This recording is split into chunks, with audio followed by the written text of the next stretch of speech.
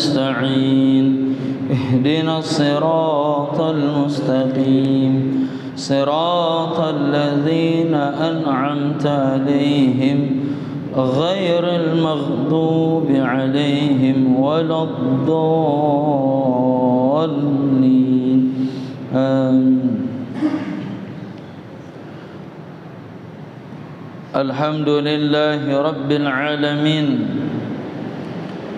الحمد لله الذي خلد معصر الصادقين من عباده وأبقى رسوم المخلصين من أوليائه وأحيا القلوب بعلوم الراسخين من العلماء العارفين به والصلاة والسلام على خير الهادي المهتدين وأكرم الأولين والآخرين وقائد غر المحجلين وأشرف الأنبياء والمرسلين سيدنا ونبينا ومولانا محمد صلى الله عليه وسلم ابن عبد الله خاتم النبيين وعلى آله الطاهرين وأصحابه الأكرمين والتابعين لهم بإحسان إلى يوم الدين.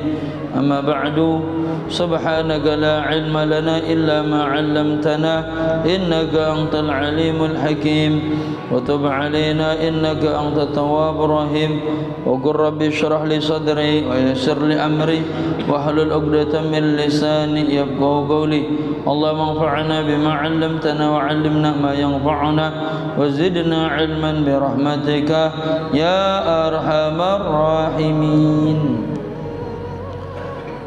Alhamdulillah, bersyukur kita kepada Allah Ta'ala atas apa yang telah Allah Ta'ala anugerahkan kepada kita, mulai daripada nikmat yang besar yaitu nikmat iman wal Islam dan lahirnya baginda Muhammad sallallahu alaihi wasallam, juga nikmat yang banyak yang kita tidak bisa menghitung satu persatu daripada nikmat Allah. Maka sepantasnya sewajarnya kita bersyukur atas apa yang telah Allah Ta'ala anugerahkan kepada kita dengan meningkatkan keimanan dan ketakwaan kita kepada Allah. Salawat serta salam kita haturkan kepada baginda Muhammad sallallahu alaihi wasallam. Semoga Allah Ta'ala menganugerahkan kepada kita semua kemampuan untuk bisa mengikuti daripada apa yang diajarkan oleh baginda Muhammad sallallahu alaihi wasallam.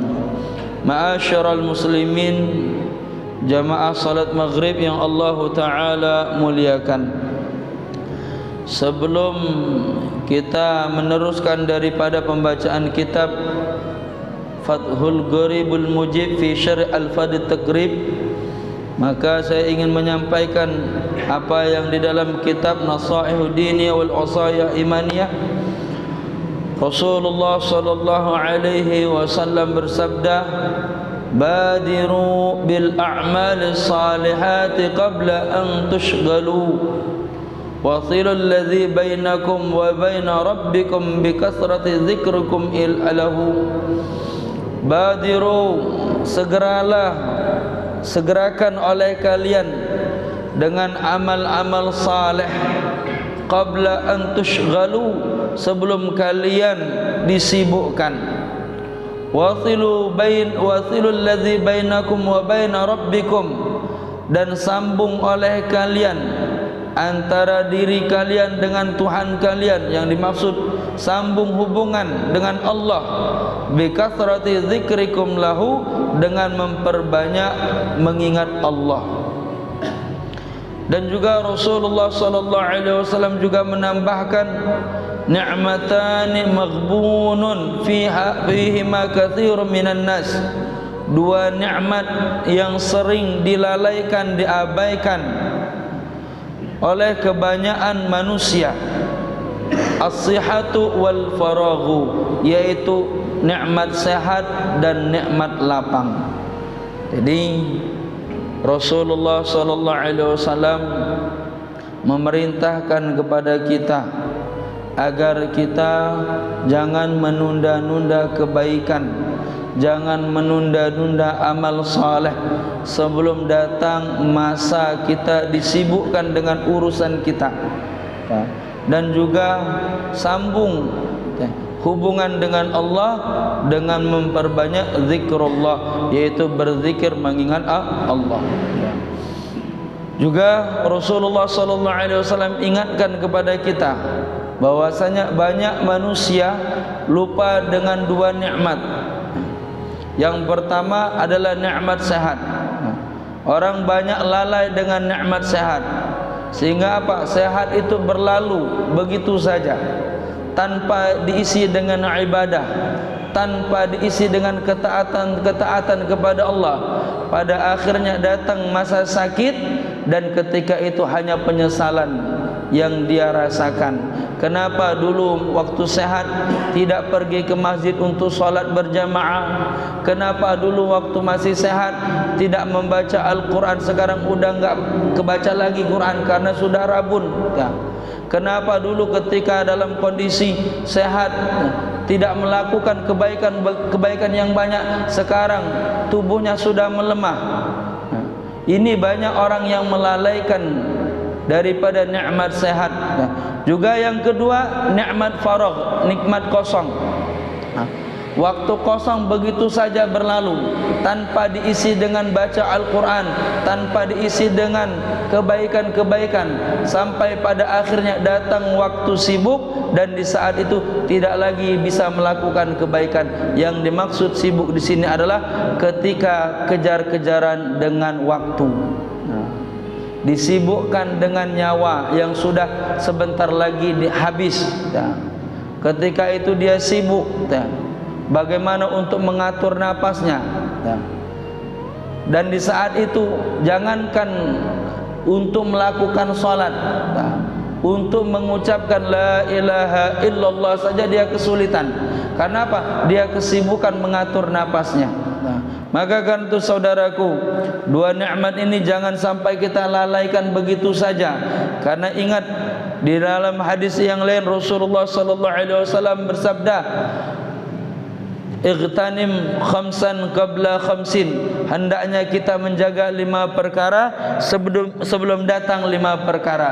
Di antaranya sihataka qabla saqamika, saat sehatmu sebelum datang masa sakitmu.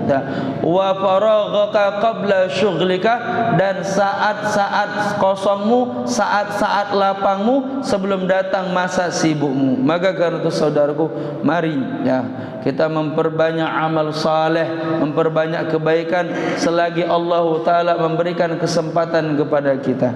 Bismillahirrahmanirrahim. Qala al-musannifu rahimahullah wa nafa'ana bi ulumi wa bi asrari fid dharain amin radhiyallahu ankum. Baik, kita melanjutkan daripada kajian fikih kita. Kemarin sudah sampai pembahasan hayatus shalah, yaitu sunnah hayat salat, yang mana sampai kalimat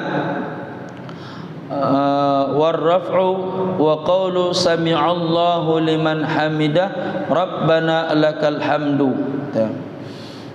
Sampai di situ ya. Bismillahirrahmanirrahim. Melanjutkan daripada hayatus shalah yang menjadi sunnah hayat salat. Sebelumnya sudah kita bahas. Yang pertama adalah mengangkat kedua tangan ketika takbiratul ihram, ketika ruku, dan ketika bangkit dari ruku, dengan posisi kedua tangannya sejajar dengan pundaknya. Jangan terlalu buka lebar, jangan Allah, jangan gini ya. Apalagi berjamaah, ini akan mengganggu orang yang sebelah kita. Sejajar dengan pundak kita. Pundak kita segini ya, segini aja, jangan lebar-lebar. Kecuali kalau pundaknya sampai sini baru dia gini. Ini pundaknya cuma segini, takbirnya gini. Ya gini ya, sejajar dengan pundak kita. Di sini ila hazmi mankibai, yang sekiranya sejajar dengan kedua pundaknya. Kapan saja mengangkat kedua tangan? Ketika takbiratul ihram, ketika hendak ruku, dan ketika bangkit dari ruku. Nah, dalam satu rakaat, ya, rakaat pertama, dalam rakaat pertama ketika takbiratul ihram, nah, ketika ruku dan ketika bangkit dari ruku. Dan setiap rakaatnya ketika hendak ruku dan ketika bangkit dari ruku itu disunahkan untuk mengangkat kedua tangan. Setelah duduk tawarruk, duduk tasyahud awal, jika itu salatnya salat 3 rakaat, sulusiyah atau rubaiyah, salat yang 3 rakaat atau yang 4 rakaat, maka setelah bangkit dari tasyahud awal, maka juga disunahkan mengangkat kedua tangannya. Bagaimana kalau kelupaan? Apakah harus sujud sawi? Tidak, karena kategori sunnahnya sunnah hay'ah. Kemudian juga ini sudah kita bahas ya, kita sebatas mengingatkan saja. Wa wad'ul yamini 'ala shimal, meletakkan tangan kanan di atas tangan kiri, yang mana posisinya pergelangan bertemu dengan pergelangan, dengan 3 jari telunjuk, jari tengah dan jari jari manis itu posisi di atas, di sini sejajar. Kemudian kelingking di bawah, kemudian jempolnya di atas gini. Wa yakunani tahta sadri wa fawqa surrati, dan posisi kedua tangannya, tangan kiri dan tangan kanannya itu di bawah dada, di atas pusar. Boleh gini, boleh begini, intinya posisinya di atas pusar, di bawah dada. Kemudian yang berikutnya tawajjuh. Tawajjuh itu apa? Qaulul musalli aqibat taharrumi, perkataan atau ucapan orang yang salat setelah takbiratul ihram Allahu Akbar, yaitu membaca wajjahtu wajhiya lilladzi fataras samawati wal ard, dan seterusnya. Dan adapun sighat atau ucapan lafal tawajjuh atau yang kita kenal dengan doa iftitah itu bermacam sighat, bermacam lafal. Ada yang tawajuhnya dengan lafal wajjahtu wajhiya lilladzi fataras samawati wal ard. Ada yang menambahkan inni wajjahtu wajhiya lilladzi fataras samawati wal ard. Ada yang Allahumma antal maliku la ilaha illa anta subhanaka wa bihamdika, dan seterusnya. Ada juga yang membaca subhanallah walhamdulillah wa la ilaha illallah Allahu akbar. Ada juga yang membaca alhamdulillah hamdan katsiran tayyiban mubarakan fi. Ada juga yang membaca Allahu akbar kabira walhamdulillah katsira, dan seterusnya. Ada juga yang membaca Allahumma ba'id baini wa baina khataaya kama ba'adta bainal masyriq wal maghrib, dan seterusnya. Ini sigat-sigat tawajjuh. Jadi banyak macam ya. Tapi yang kita hafal mungkin itu yang sudah diajarkan oleh orang tua kita pada umumnya, yaitu inni wajjahtu wajhiya lilladzi fataras sama. Ya. Dan itu apa? Ini apa masyhur dan ada dasar hukumnya ya, dalilnya ya. Dan kalau sekiranya ada yang mengatakan enggak perlu, enggak sunnah doa iftitah, nah itu salah ya. Itu sunnah hayat ya. Ada dasar hukumnya, ada dalilnya, dan banyak ini kalau dia mau baca Allahumma ba'id silahkan, karena ada yang kekeh yang sahih itu Allahumma ba'id baini wa baina, sama aja semuanya dari baginda Muhammad sallallahu alaihi wasallam ya. Jadi gitu ya, tuh sunnah tawajjuh ya.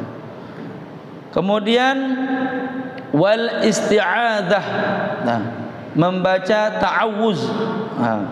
Ba'da tawajjuhi, setelah kita membaca tawajjuh atau doa iftitah, sebelum kita membaca suratul Fatihah, ataupun surat Al-Quran setelah Fatihah, maka disunahkan isti'adzah. Isti'adzah itu apa? Memohon perlindungan. Dan adapun lafal sighat daripada ta'awuz atau isti'adzah, memohon pertolongan untuk berbagai macam. Ada yang a'udzubillahi min hamazati syayatinir rajim. Ada juga a'udzubillahi samiil alim minasyaitonir rajim. Ada juga a'udzubillahi minasyaitonir rajim. Wal afdal, yang paling utamanya ta'awuz a'udzubillahi minasyaitonir rajim. Tapi kalaupun memang ada yang membaca a'udzubillahi min hamazati syayatinir rajim juga dibenarkan. Kalau misalnya dia baca a'udzubillahi samiil alim minasyaitonir rajim juga dibenarkan. Karena semua itu ada dasar hukumnya.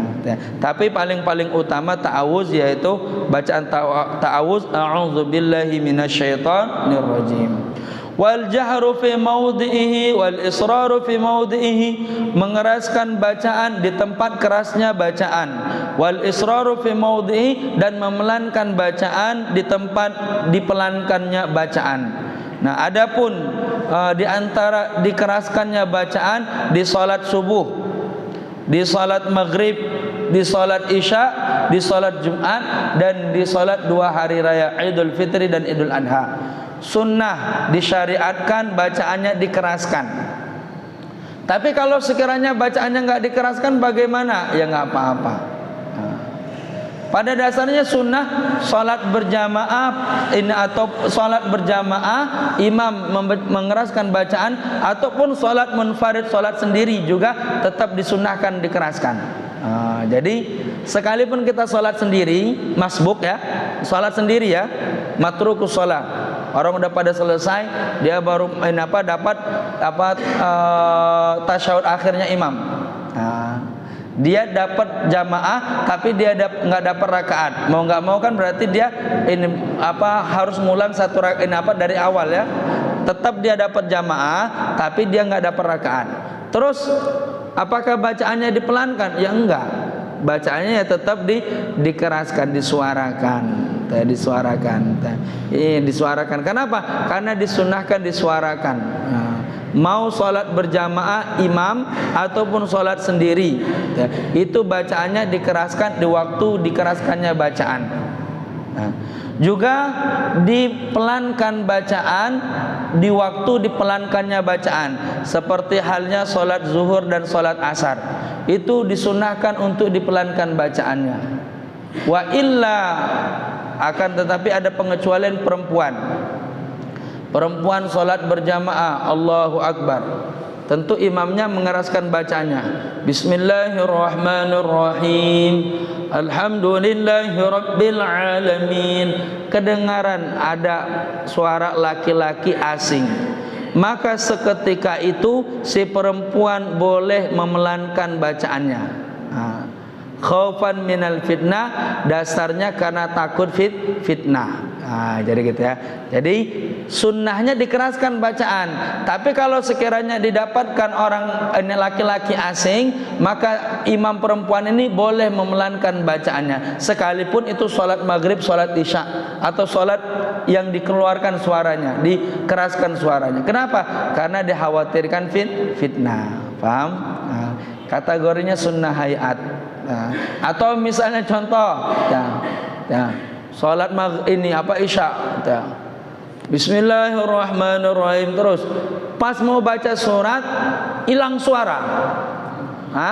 Hilang suara. Gimana itu? Ya sudah, nggak perlu memaksakan untuk mengeluarkan suaranya. Kenapa? Karena mengeraskan suara itu sunnah. Paham ya? Sunnah. Nah, kalau sekiranya misalnya diingatkan oleh makmum, tapi imam tetap pelan bacaannya, berarti ada masalah dengan suaranya imam. Makmum nggak perlu ngotot subhanallah subhanallah. Kenapa? Karena itu sunnah. Dan di akhir nggak perlu sujud sahwi, karena kategorinya sunnah hay'ah. Paham? Ya. Kemudian yang berikutnya, at-ta'min yaitu qaulu amin. Nah, kita kemarin sampai situ ya. Nah, sampai mengucapkan amin. Nah, jadi at-ta'min, qaulu amin, ucapan amin ba'dal Fatihah atau aqibal Fatihah liqari'iha fi salatin wa ghairiha, lakin fi salati aqadun wa yu'minul ma'mum ma'a ta'min imamu wa yajharu bihi. Maka disunahkan setiap kali selesai membaca suratul Fatihah, bagi yang membaca suratul Fatihah baik itu di dalam salat ataupun di luar salat, itu disunahkan mengucap amin, ai bi makna istajib du'aana, kabulkan doa-doa kami. Lakin fi shalah, akan tetapi di dalam salat setiap kali kita selesai membaca Fatihah maka disunnahkan, sangat disunnahkan untuk mengucapkan amin setelah membaca Fatihah. Wa yu'minul ma'mum ma'a ta'min imamuh, maka hendaknya makmum itu mengucapkan amin bersamaan dengan aminnya iman. Man yu'minu ma'a amanal imam fa yu'minul malaikah. Kama qala Rasulullah sallallahu alaihi wasallam, barang siapa yang mengucapkan amin bersama dengan aminnya imam, maka dia dapatkan aminnya malaikat. Maksudnya apa? Siapa yang aminnya bersamaan dengan imam, maka dia dapatkan doanya malaikat. Jadi sunnah jangan mendahului imam, juga jangan membelakangi imam, tapi aminnya berbarengan dengan imam. Maka selesaikan dulu. Waladdallin. Jangan langsung ini, langsung ini, jangan disambung. Imam perlu napas. Imam perlu napas. Napas dulu imam. Ini kebiasaan. Ya. Jangan langsung amin ya. Kasih jeda dulu imam. Imam perlu napas. Waladdallin. Berhenti. Amin, biar aminnya bareng imam ya. Kalau kita dapat aminnya bareng imam, maka diaminin malaikat. Maka ada tambahan doa setelah itu apa? Waladdallin rabbighfirli wali walidayya amin. Ketambahan sunnah rabbighfirli wali walidayya amin. Gitu ya. Paham? Berikutnya qiraatus surah ba'dal Fatihah. Selama ya waktunya? Membaca surat setelah Fatihah. Nah, kita masuk ke pembahasan yang baru. Yang kemarin ini cuma sebatas mengulang ya, karena sudah dibahas. Berikutnya membaca surat ba'dal Fatihah, membaca surat setelah Fatihah. Li imamin wa munfaridin fi raq'ati subhi wa ulati ghairiha wa takunu qira'atu surati ba'dal Fatihah. Falau qadama suratu 'alaiha lam tuhsab. Membaca surat setelah Fatihah, baik si imam ataupun si makmum. Baik si imam, baik li imam wa munfarid fir, baik si imam ataupun yang salat sendiri. Nah, yang salat fi rakaati, di dalam 2 rakaat salat subuh dan di 2 rakaat permulaan. Nah, maksudnya kalau misalnya sholatnya 3 rakaat, maka rakaat pertama, rakaat kedua membaca surat setelah Fatihah. Atau di dalam sholat subuh, rakaat pertama, rakaat kedua. Kapan itu baca suratnya? Setelah Fatihah ya. Setelah Fatihah. Oh, ini juga sudah kalau nggak salah dibahas ya. Sudah ini apa? Setelah Fatihah. Bagaimana kalau dia kelupaan? Dia baca surat dulu baru Fatihah ya. Baik kalau sholat berjamaah ada makmum yang mengingatkan, bangun dia, Bismillahirrahmanirrahim, Qul huwallahu ahad. Makmum langsung subhanallah, masih nggak paham ya, si imam ya, Allahus Samad sampai selesai baru sadar imam kalau dia belum baca Fatihah. Maka dia ulang baca Fatihah, nggak dibatalkan, tinggal baca Fatihah aja. Bismillahirrahmanirrahim, alhamdulillahirabbil alamin sampai selesai. Terus setelah selesai baca Fatihah, apakah baca surat lagi? Iya. Kenapa? Bacaan surat yang dibaca tadi nggak dihitung sunnah. Kenapa? Sunnahnya baca surat itu setelah Fatihah. Itu ya, baik itu sholat berjamaah ataupun sholat sendiri, maka hitungan baca surat itu setelah Fatihah. Nah, kalau sholat berjamaah ya ada makmum yang mengingatkan. Nah, kalau sholat sendiri bagaimana? Seketika kalau dia sadar, kalau dia belum membaca surat Fatihah, maka dia harus baca surat Fatihah. Terus bagaimana dengan surat yang dia sudah baca tadi? Apakah perlu dia baca lagi? Iya. Kalau dia mau mendapatkan kesunahan dalam sholat. Nah, karena apa? Karena surat yang dia baca sebelum dia baca Fatihah tadi itu tidak dihitung sunnah. Nah, adapun sholat berjamaah tentu surat yang dibaca seringan-ringannya. Adapun sholat sendiri sepanjang-panjangnya. Sholat berjamaah sependek-pendeknya. Kalau sholat sendiri ya sepanjang-panjangnya. Ada satu kisah. Ada seorang sahabat sholat bersama sahabat yang lainnya. Saya lupa namanya. Ini sahabat ini panjang bacaannya. Nah, pokoknya setiap kali dia jadi imam mesti bacaan suratnya panjang. Karena kebetulan dia hafizul Quran, termasuk orang yang hafal Al-Quran. Nah, dan juga termasuk orang yang merumuskan Al-Quran. Nah, kemudian ini sahabat yang protes, bukan sahabat yang terlalu diperhitungkan. Anggaplah sahabat-sahabat cuman ini aja.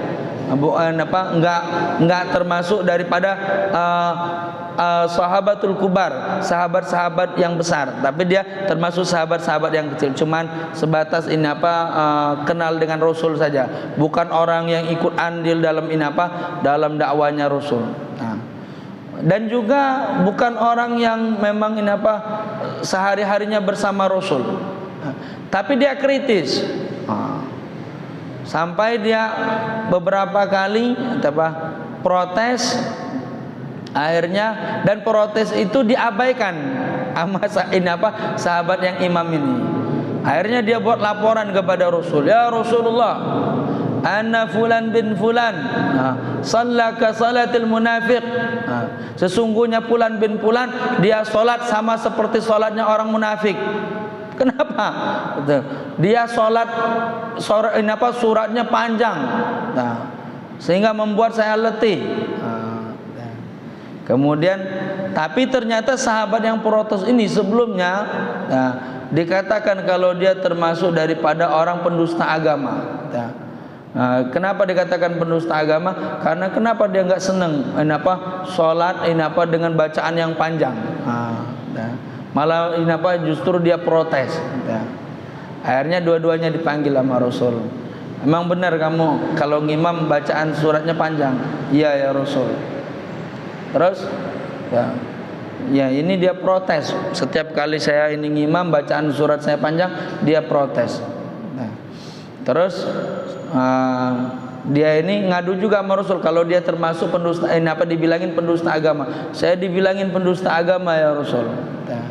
Maka sesungguhnya saksikanlah bahwasanya apa yang dia katakan adalah benar. Apa yang dia katakan adalah kebenaran. Dan dia bukanlah pendusta agama. Nah, dibuktikan ketika dia meninggal dalam keadaan mengucapkan la ilaha illallah. Dalam perkara ini akhirnya Allah Ta'ala menurunkan Al-Quran yang khusus menegur Salat berjamaah yang suratnya dipanjangkan, yang kepanjangan. Dengan apa? Faqra'u ma tayassara minal Qur'an. Bacalah oleh kalian yang ringan-ringan saja dari Al-Qur'an. Ini maksudnya untuk untuk singgungan salat berjamaah. Jadi kalau salat berjamaah, bacaan surat kita jangan terlalu memberatkan. Baca surat Yasin. Iya, mentang-mentang hafal surat Yasin, ngimam salat Isya suratnya Yasin. Tapi kalau Yasin Allahu Akbar boleh juga. Jadi gitu ya. Jadi kalau bisa jangan yang panjang-panjang, yang ringan-ringan saja ya. Ambil juz amat ya.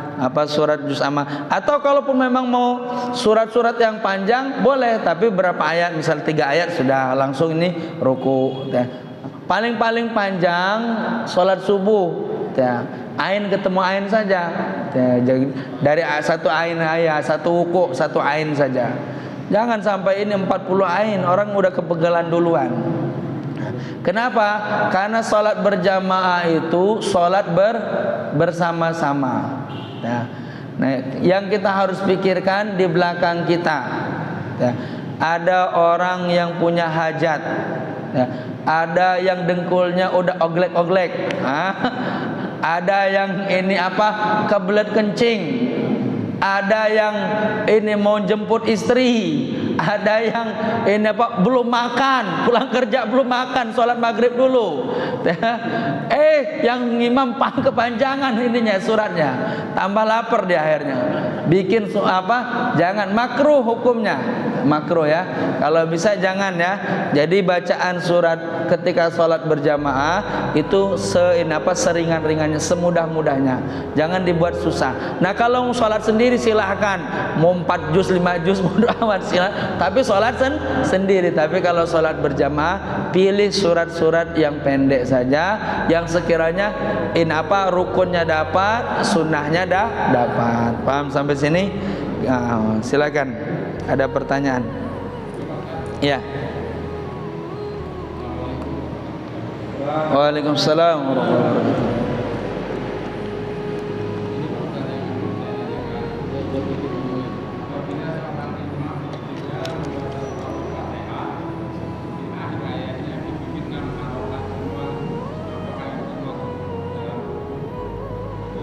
Ya. Bismillahirrahmanirrahim. Bacaan di akhir surat atau mat arid li sukun itu dipanjangkan, sunnahnya utamanya 6 harokat.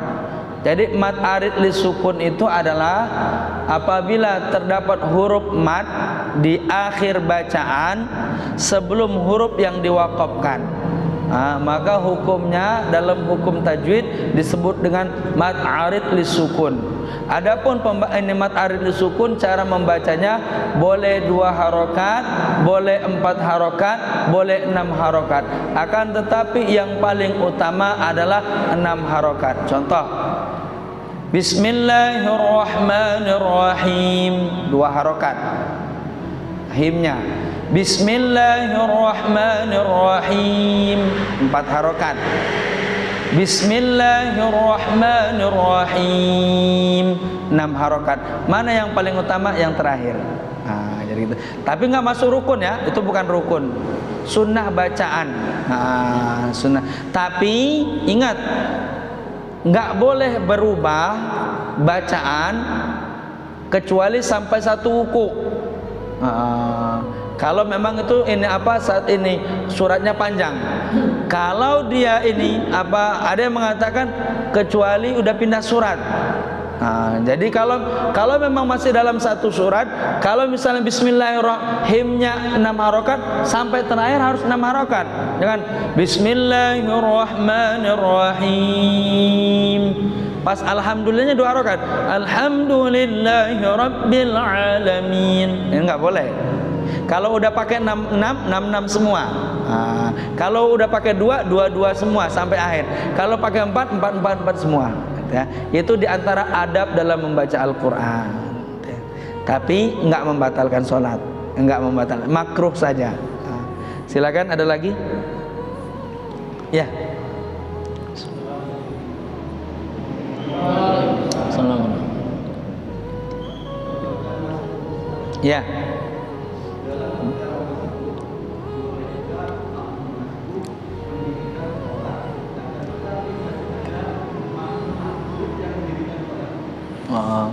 Jadi ini makmum ini masbuk, kemudian mendirikan sholat.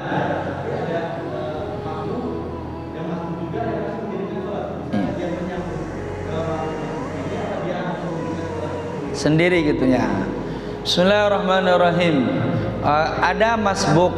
Masbuk itu adalah orang apa? Masbuk ini kan ini banyak macamnya ya. Ada masbuk rokaah, ya. Ada masbuk sholat.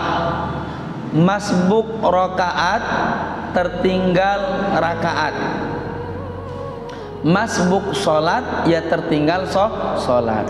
Kalau masbuk rokaat itu dia masih dapatkan ini apa, pahala jamaah. Maaf, dia masih dapatkan jamaah. Dia misalnya seperti apa? Dia masih dapatkan tasyahud akhirnya imam. Nah ini masbuk rokaah namanya, ketinggalan rakaat. Ada masbuk sholat, dia dapatkan imam sudah salam, assalamualaikum, assalamualaikum. Nah ini bagaimana orang yang masbuk rakaat? Tentu dia akan meneruskan sholatnya dengan kategori dia tetap dikategorikan sholat berjamaah ya. Sekalipun dia cuma dapatkan tasyahud akhirnya imam. Nah kemudian ada masbuk sholat, dia tertinggal sholat. Nah, apakah dia sholat sendiri ataukah ini sholat mengikuti yang masbuk ini rakaat? Kalau sekiranya dia berkeyakinan untuk menjadikan masbuk rakaat ini menjadi imam, silahkan dia bermakmum kepada masbuk rakaat. Tapi kalau dia nggak berkeyakinan untuk menjadikan dia imam, silahkan sholat sendiri. Nah, kenapa? Karena hukum sholat itu nggak sah makmum berjamaah kepada imam yang dia ragukan. Nah, misal gini, kita sholat kepada seseorang yang kita ragukan, itu nggak sah sholat kita. Terus ya selesai salam harus ulang lagi sholat kita. Misal gini, maaf, ini ada orang sholat penampilannya nggak meyakinkan, tapi kita berjamaah sama dia. Sepanjang sholat kita yakin nggak ini orang imam ini kira-kira? Kita ragu sama dia, maka selesai salam itu ulang lagi sholat kita. Kenapa? Nggak sah. Paham ya? Ya, jadi gitu. Kita harus yakin dengan imam. Ya kalau nggak yakin dengan imam ya nggak sah sholat kita. Nah, baik kita kalau memang ini mufaroqoh, harus keluar dari berjamaah dengan si imam. Paham ya? Ada lagi? Ya silakan. Waalaikumsalam warahmatullahi wabarakatuh. Kalau seandainya bisa mengikuti imam, kita masih belum ada keyakinan dengan imam itu, apakah harus ulang sendiri juga? Iya. Ya, bismillahirrahmanirrahim. Bagaimana kalau sekiranya di masjid itu atau di musola itu sudah ada imam yang biasa ngimam lah, katakanlah ya. Sudah ada yang biasa ngimam. Kemudian kita masih meragukannya. Nah, meragukannya ini kan di sini ada dua ya. Ada meragukan bil ilmi, ada meragukan bizanni. Ada ragunya dasarnya ilmu, ada ragunya dasarnya prasangka ya. Kalau misalnya itu ragunya bil ilmi, mau nggak mau kita ya. Kita ragunya dasarnya dengan pengetahuan. Misalnya maaf, bacaannya memang benar-benar jali, benar-benar salah bacaan Fatihahnya, atau yang lainnya, ya. Itu dengan pengetahuan, ya, dengan pengetahuan. Maka di situ kita boleh memilih untuk apa, tetap sholat berjamaah tapi setiap sholat kita mufaraqah, atau apa, mencari imam yang lain, ya. Itu ya, itu nanti ada itu di bab sholat berjamaah, ada hukumnya tersendiri. Ada bidzanni, prasangka. Nah, ragunya disangka-sangka, prasangka aja. Kayaknya kurang pas, kayaknya. Padahal sama-sama nggak tahu yang pas itu yang kayak mana, nggak tahu. Iya, kayaknya doang. Emang yang pas yang kayak mana ya nggak tahu juga ternyata. Kayaknya doang. Hilangkan keraguan, ya. Terus dirikan keyakinan. Nah, hilangkan keraguan, tanamkan keyakinan. Sehingga apa? Kita beranggapan sah sholat kita sebagaimana imam yang berprasangka kalau sholatnya sah. Sah sholat kita sebagaimana imam berprasangka sah sholatnya. Sudah selesai. Nah, kita tetap sholat berjamaah, kemudian kita nggak perlu mengulang lagi sholat kita. Kalau itu ragunya dengan zon, makanya nanti ada bab tersendiri. Sholat berjamaah makruh hukumnya orang alim bermakmum kepada orang awam. Nah, ada ahli Quran diimamin sama orang yang baru belajar Quran, itu nggak boleh. Ada yang mengatakan sampai derajat haram hukumnya. Haram hukumnya ahli Quran diimami sama orang awam Quran. Nah, maksudnya apa? Yang di belakangnya ini hafiz Quran, yang ahli Quran, ahli qira', memang paham benar tentang masalah bacaan. Sementara yang ngimaminya nggak paham bacaan. Nah, maka itu ada yang mengatakan haram, ada yang mengatakan makruh. Nah, jadi gitu ya. Jadi tapi itu tadi ingat ya. Kalau ragunya atas dasar ilmu, maka itu terserah dia. Mau mufaraqah boleh, mau nunggu kloter kedua juga boleh. Dia yang jadi imam gitu ya. Nah, kalau ragunya dasarnya tadi prasangka, itu udah nggak usah diperpanjang lagi. Udahlah, pokoknya saya sholat berjamaah, saya beranggapan sah sholatnya sah sholat saya sebagaimana imam ngerasa sah sholat dia. Jadi nggak perlu repot kita, paham ya? Jadi gitu ya. Wallahu a'lam bishawab. Nanti itu ada pembahasan tersendiri tentang sholat berjamaah. Kita cukupkan dengan kafaratul majlis. Subhanallah bihamdih, subhanallah bihamdika, asyhadu an la ilaha illa anta astaghfiruka wa atubu ilaik. Mudah-mudahan duduknya kita dalam majlis ilmu ini